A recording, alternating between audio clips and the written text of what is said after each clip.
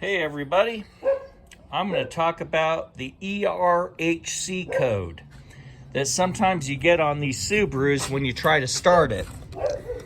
And if you get this ERHC code, it'll be right by the odometer. ERHC will be right around there, and it won't let you start the car. So what you do about that is I found what was causing my ERHC code. It's this connector right here.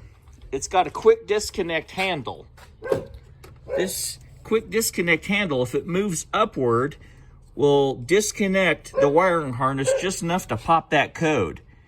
And the fix is this little lever likes to go by itself and release your wiring harness from your engine harness. So what you do to combat that is take a zip tie and zip tie it shut so this thing can't back off by itself.